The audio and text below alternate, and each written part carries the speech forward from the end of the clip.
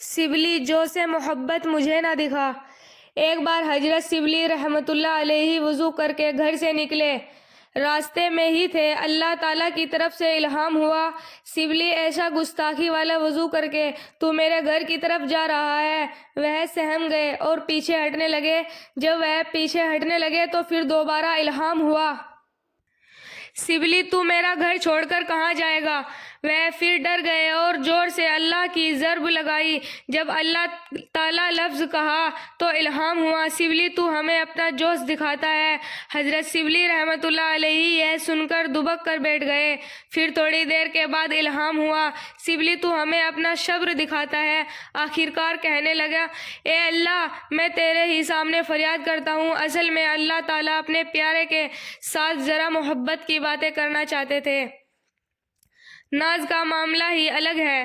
حضرت شبلی رحمۃ اللہ علیہ پر ایک بار عجیب کیفیت تھی، اللہ تعالیٰ نے ان کے دل پر الہام فرمایا، شبلی کیا تو یہ چاہتا ہے کہ میں تیرے عیب لوگوں پر کھول کر ظاہر کر دوں تاکہ تجھے دنیا میں کوئی منہ لگانے والا نہ رہے؟ وہ بھی ذرا ناز کے موڈ میں تھا، لہٰذا جب یہ الہام ہوا تو وہ اسی وقت اللہ رب العزت کی حضور میں کہنے لگا، اللہ، کیا آپ چاہتے ہیں کہ میں آپ کی رحمت کھول کھول کر لوگوں پر ظاہر کر دوں تاکہ آپ کو دنیا میں کوئی سجدہ کرنے والا نہ رہے؟ جیسے ہی یہ بات کہی، اوپر سے الہام ہوا، شبلی، نہ تو میری بات کہنا اور نہ میں تیری بات کہتا ہوں۔ سوچئے تو صحیح کہ تعلق کی وجہ سے اللہ تعالیٰ اپنے محبوب بندوں کے ساتھ کس طرح راز و نیاز اور محبت و شفقت کی باتیں کرتے ہیں۔ محبت میں رابعہ بشریہ رحمۃ اللہ علیہ کا غلبہ حال۔ رابعہ بشریہ رحمۃ اللہ علیہ ایک ہاتھ میں پانی لے کر اور دوسرے ہاتھ میں آگ لے کر جا رہی تھی اور کہہ رہی تھی کہ آگ سے جنت کو جلاؤں گی اور پانی سے جہنم کو بجھاؤں گی تاکہ لوگ جنت اور جہنم کے لیے عبادت نہ کریں۔ یہ رابعہ بشریہ کے جوش کا واقعہ ہے۔ حضرت مجہد الفشانی رحمۃ اللہ علیہ فرماتے ہیں، اگر رابعہ بیچاری بھید سے واقف ہوتی تو وہ ایسا کام نہ کرتی، اس لیے کہ اللہ تعالیٰ خود جنت کی طرف بلا رہے ہیں، اور جس طرف اللہ تعالیٰ بلائے اس کی طرف جانا عین اللہ تعالیٰ کی منشا ہوتی ہے۔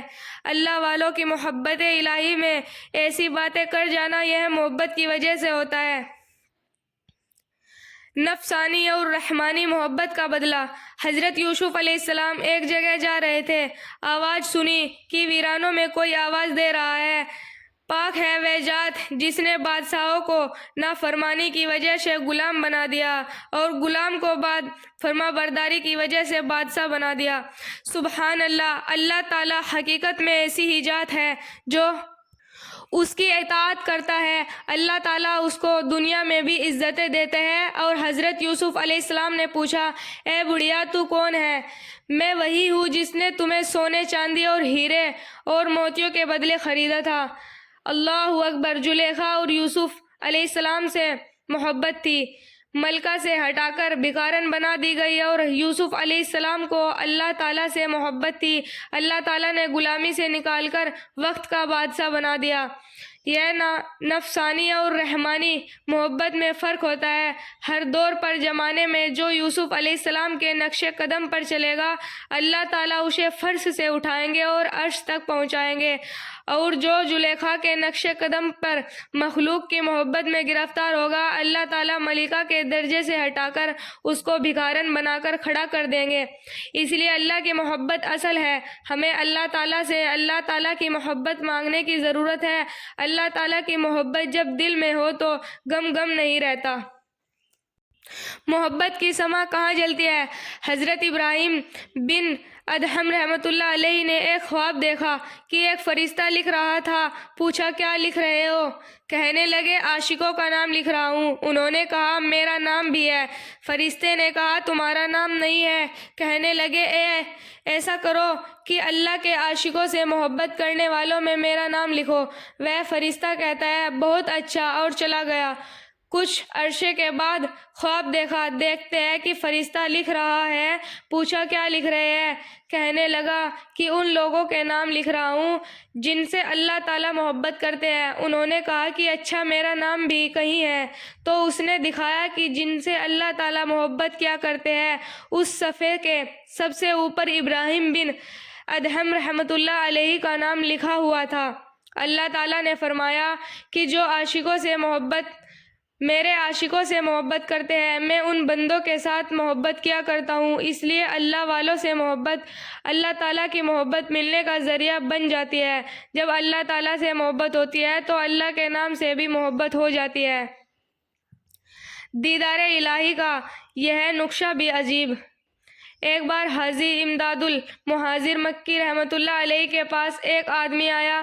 وہ کہنے لگا حضرت ذکر و اذکار میں عبادت میں زندگی گزر گئی مگر میرا ایک تمنا کی وجہ سے جل رہا ہے، جی چاہا کہ آج آپ کے سامنے وہ تمنا ظاہر کر دوں۔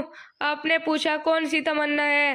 کہنے لگا حضرت امام احمد بن حنبل رحمۃ اللہ علیہ کو خواب میں 100 بار اللہ تعالیٰ کا دیدار ہوا، میرا جی چاہتا ہے کہ مجھے بھی اپنے خالق کا دیدار نصیب ہو جائے۔ حاجی صاحب رحمۃ اللہ علیہ طبیعت کے سمجھانے میں ماہر تھے۔ فرمانے لگے آج تم عشاء کی نماز پڑھنے سے پہلے سو جانا، اس میں حکمت تھی مگر وہ بندہ سمجھ نہ سکا۔ وہ گھر آیا، جب مغرب کے بعد کا وقت ہوا تو سوچنے لگا کہ حضرت نے فرمایا تھا کہ عشاء کی نماز پڑھے بغیر ویسے ہی سو جانا، لیکن فرض تو آخر فرض ہے، چلو میں فرض پڑھ کر سو جاتا ہوں اور اس کے بعد پڑھ لوں گا، لہٰذا وہ فرض پڑھ کر سو گیا۔ رات کو خواب میں نبی صلی اللہ علیہ وسلم کا دیدار نصیب ہوا۔ آپ صلی اللہ علیہ وسلم نے فرمایا تم نے فرض تو پڑھ لیے مگر سنتیں کیوں چھوڑ دی؟ اس کے بعد اس کی آنکھیں کھل گئی۔ صبح آ کر اس نے حاجی صاحب رحمۃ اللہ علیہ کو بتایا۔ حاجی صاحب رحمۃ اللہ علیہ نے فرمایا او اللہ کے بندے، تو نے اتنے سال نمازیں پڑھتے ہوئے گزار دیے، بھلا اللہ تعالیٰ تیری نماز قضا ہونے دیتے؟ کبھی ایسا نہیں ہوتا، بلکہ وہ تیرے عملوں کی حفاظت فرماتے، اور تو مغرب کے بعد سو جاتا تو خواب میں اللہ تعالیٰ کا دیدار بھی ہو جاتا، وہ تجھے جگہ بھی دیتے اور تجھے عشاء کی توفیق بھی عطا فرما دیتے، مگر تو راز کو نہ سمجھ سکا، تو نے صرف سنتیں چھوڑ دی تو محبوب صلی اللہ علیہ وسلم کا دیدار ہوا، اگر تو فرض چھوڑ دیتا تو تجھے اللہ تعالیٰ کا دیدار نصیب ہو جاتا۔ بھائیو بہنوں، ہمارے چینل کو سبسکرائب کریں، ویڈیو کو لائک کریں، شیئر کریں۔